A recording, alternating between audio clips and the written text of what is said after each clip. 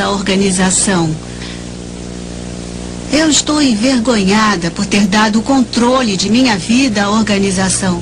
Quase morri ao recusar uma transfusão de sangue. Deixei os mais velhos tomarem decisões por mim. Durante uma assembleia em 1972, um tio cristão pediu imediatamente à sua igreja para orar pela minha libertação das testemunhas de Jeová. Enquanto oravam, a fé cristã tomou conta de mim e eu finalmente comecei a questionar a doutrina, especialmente quando falava de Jesus Cristo e dos seus arcanjos. Levei minhas dúvidas aos mais velhos e descobri que não podia fazer perguntas difíceis e não havia um jeito honroso de sair daquela organização.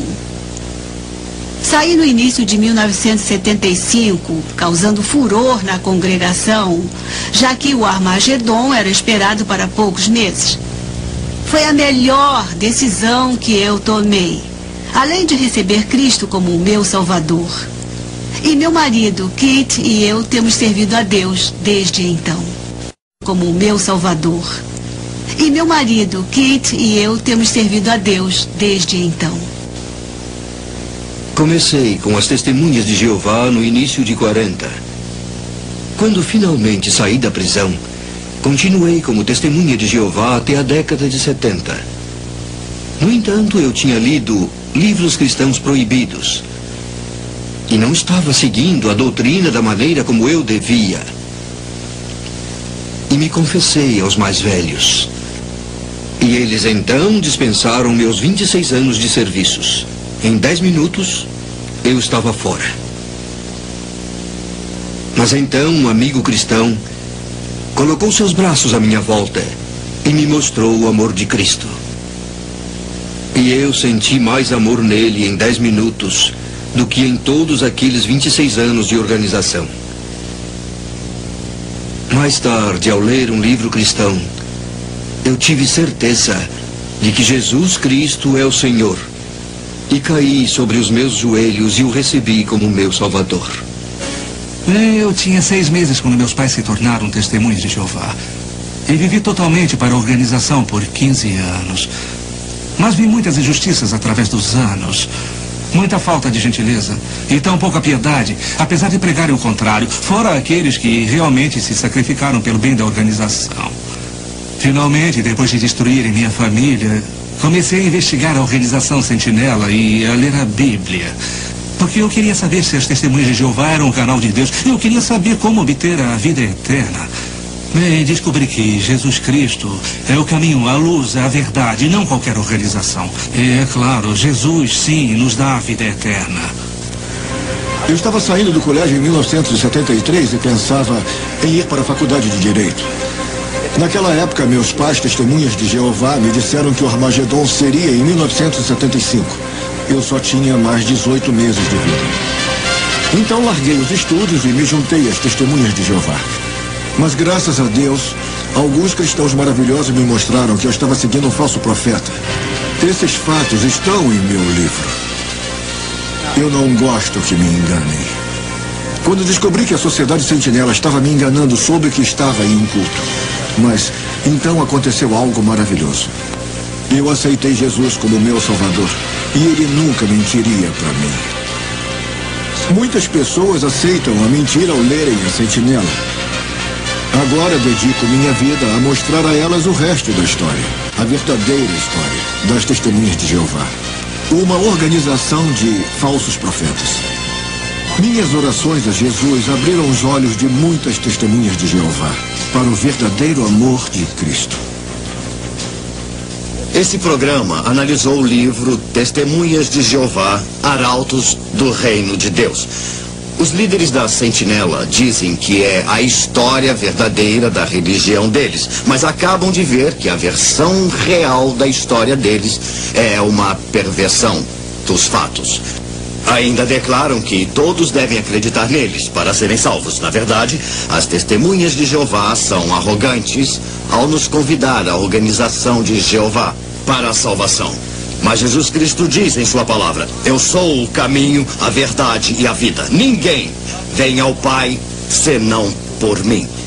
Que convite você vai aceitar. Da próxima vez que uma testemunha de Jeová bater à sua porta querendo lhe vender uma revista Sentinela, seja simpático. Mas lembre-se de que, como cristão, você é o verdadeiro arauto do reino de Deus. E é ele quem precisa aceitar o amor de Cristo. Porque é membro de um culto. Um culto supostamente chamado de Testemunhas de Jeová. Uma organização de falsos profetas. Acautelai-vos dos falsos profetas, que se vos apresentam disfarçados em ovelhas, mas por dentro são lobos roubadores. Mateus 7, versículo 15.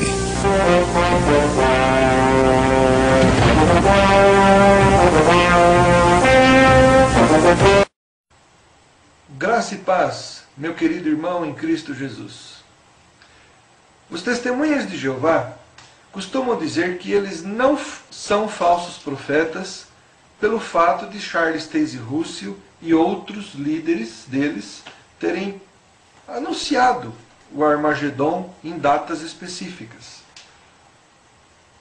Será que os testemunhas de Jeová se consideram como profetas? Vamos ver primeiro isso. A revista Sentinela de 1º de outubro de 1972, volume encadernado na página 581, diz: portanto, tem Deus algum profeta para ajudá-las, para adverti-las dos perigos e para declarar-lhes coisas futuras? A estas perguntas pode-se responder na afirmativa. Quem são esses profetas? Hoje são conhecidos como testemunhas cristãs de Jeová. O corpo governante diz que eles são profetas. Agora que interessante a confusão que eles fazem. Na Despertar de 22 de março de 93, diz assim: as testemunhas de Jeová, devido ao seu anseio pela segunda vinda de Jesus, sugeriram datas que se mostraram incorretas. Então eles admitem isso, né? Por isso há quem a chame de falsos profetas. Olha a desculpa que eles dão. No entanto, nunca nesses casos presumiram que suas predições eram feitas no nome de Jeová. Nunca disseram: essas são as palavras de Jeová. Ora, então alguém está louco aqui. Por quê? Porque na revista Torre de Vigia de Sião, de 15 de julho de 1894, um volumão encadernado de vários anos, na página 1677, uma reimpressão em inglês, lá diz assim: não vemos nenhuma razão para mudar os números, nem poderíamos nós mudá-los se quiséssemos. Eles são, quer dizer, está falando da data de 1914, eles são, esses números, nós cremos, datas de Deus, não nossas. Tenha em mente que o fim de 1914 não é a data do começo, mas do fim do tempo de tribulação. Não vemos qualquer razão para mudarmos de opinião. Por que eles não queriam mudar de opinião? Porque eram datas de Deus. Ora, isso é equivalente a falar em nome de Jeová.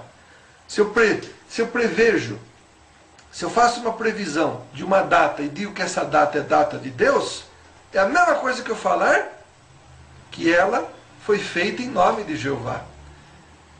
Então, meu querido, quando uma testemunha de Jeová passar na sua porta, mostre essas informações para eles. Religião de cristãos é aquela que se baseia nas palavras de Jesus. E Jesus disse acerca daquele dia e daquela hora, ninguém sabe, só o Pai. Então, quando uma pessoa afirma que ela sabe e essa data não se cumpre, ela é um falso profeta. Charles Taze Russell foi um falso profeta, como foi o sucessor dele, e como tem sido todos aqueles que procuram defender esses falsos profetas com desculpinhas como estas. Cuidado aí, meu irmão. Deus te abençoe. Olá, meus irmãos. Tudo bem com vocês? Aqui é o Fernando Galli, seu irmão em Cristo Jesus. Eu estou hoje falando sobre testemunhas de Jeová. E eu gostaria de mencionar rapidinho um ensinamento que os testemunhas de Jeová têm, a seita Testemunhas de Jeová, a respeito da proibição da transfusão de sangue. Você sabia que essa proibição foi dada só em 1945? É verdade. Antes, o Jeová dos Testemunhas de Jeová, ele era incapaz de revelar essa verdade, enquanto que as transfusões de sangue já existiam. Mas ele esperou até 1945, fazendo os Testemunhas de Jeová errarem, antes dessa data, quando eles aceitavam transfusões de sangue. Então, a partir de 1945, o corpo governante dos Testemunhas de Jeová passou a ensinar que comer sangue era a mesma coisa que transfusão de sangue. Quão errado é esse pensamento? Primeiro, quem disse que comer sangue é a mesma coisa que transfusão de sangue? Ora, basta você ficar com fome uma semana, sem comer e beber, e aí experimenta fazer uma transfusão de sangue em você para ver se você mata a sua fome. Claro que você não vai matar a sua fome. Por quê? Porque o corpo não entende transfusão de sangue como alimento. Então, quando a Bíblia fala para não comer sangue, os judeus e os cristãos do primeiro século entendiam que é não tratar o símbolo da vida, o sangue, como se fosse comida, como um alimento. A Bíblia só fala de você não comer sangue daquilo que você está matando para comer e servir de alimento. Então, quando um testemunha de Jeová passar na sua casa, olha, hoje eu estou falando sobre o paraíso na terra, você vai dizer para ele assim: antes de falar sobre paraíso, me prove nas Escrituras que comer sangue é a mesma coisa que fazer transfusões de sangue. Você verá que o testemunha de Jeová não tem muito esclarecimento sobre esse assunto e que ele vai procurar falar outros assuntos com você. E aí você precisa falar para ele por que o corpo governante esperou até 1945 para proibir as transfusões de sangue. Esse ponto, esse assunto, deve ser debatido com os testemunhas de Jeová. Por quê? Porque eles estão enganados. Milhares de crianças já morreram e eles pensam que elas morreram fiéis a Jeová. A mesma coisa aconteceu com as vacinas entre os anos de 1921 e 1952, onde era proibido tomar vacina. A mesma coisa aconteceu entre os anos de 1967 e 1980, onde era proibido fazer um transplante de rim, porque o corpo governante ensinava que era o mesmo que canibalismo. Ou seja, que diferença tem eu comer um rim pela boca ou colocar um rim através de um transplante? Era a mesma coisa. Depois, a luz de Jeová brilhou mais, segundo o corpo governante. E aí então, eles passaram a ensinar que não teria problema, que era um assunto de consciência. E alguns testemunhas de Jeová justificaram dizendo: olha, para comer um rim tem que passar pela boca. Via cirurgia não é comida porque não passou pelo tubo digestivo. Grande descoberta. É uma pena que eles não pensam assim sobre as transfusões de sangue, quando a Bíblia diz para não comer o sangue. Converse esse assunto com os testemunhas de Jeová.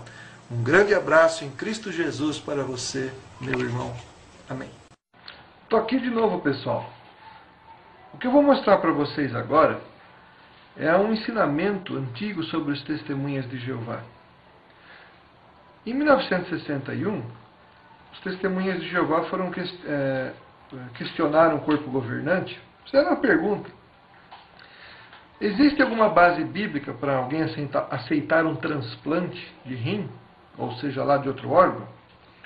Então a resposta que a Sentinela, em inglês, 1º de agosto de 1961, página 480.